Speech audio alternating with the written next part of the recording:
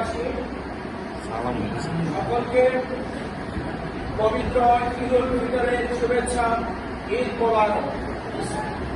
পবিত্র ঈদুল ফিতর আমাদের জীবনে বয়ে আনুক অনাবিল শান্তি, সুখ, সম্প্রীতি, ভাতৃত্ব ও সৌহার্দ্য।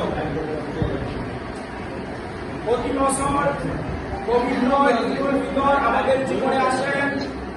এই ঈদুল ফিতর আমাদেরকে শিক্ষা দেয়, আমাদের মধ্যে ভাতৃত্ব সৃষ্টি করে থাকে, সৌহার্দ্যপূর্ণ আচরণ সৃষ্টি করে থাকে। আমরা এই ঈদুল ফিতরের শিক্ষাকে আমাদের বাকি জীবনে কাজে লাগানোর চেষ্টা করব।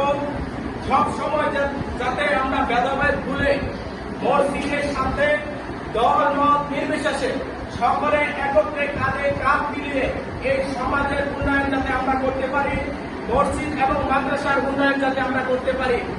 আজকে হয়তোবা এই মসজিদ আছে, আমাদের ঈদগাহ মাঠ আছে, একটা সময় কিন্তু এটা আরো উপরে যাবে, আরো উন্নয়নের দিকে যাবে, উন্নত হবে।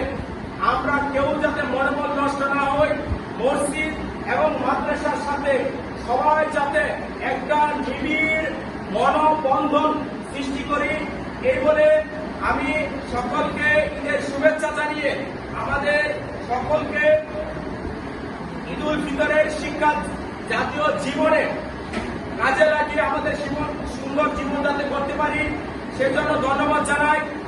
তাছাড়াও আমাদের মুক্তিকামী ফিলিস্তিনি যারা আছে মুসলমান, তারা নিদারুণ কষ্টে রয়েছে, তাদের জন্য দোয়া রইল। আর যারা মুসলিমদের উপরে অত্যাচার করতেছে, আল্লাহ তাদেরকে হেদায়েত দান করুক, না হয় তাদেরকে আল্লাহ ধ্বংস করে দেখ। আমরা মসজিদ এবং মাদ্রাসার সাথে সকলে কাঁধে কাঁধ মিলিয়ে কাজ করব, এই বলে আমি আমার বক্তব্য এখানে শেষ করছি। সকলকে আবারও পবিত্র ঈদুল ফিতরের শুভেচ্ছা। ঈদ মোবারক।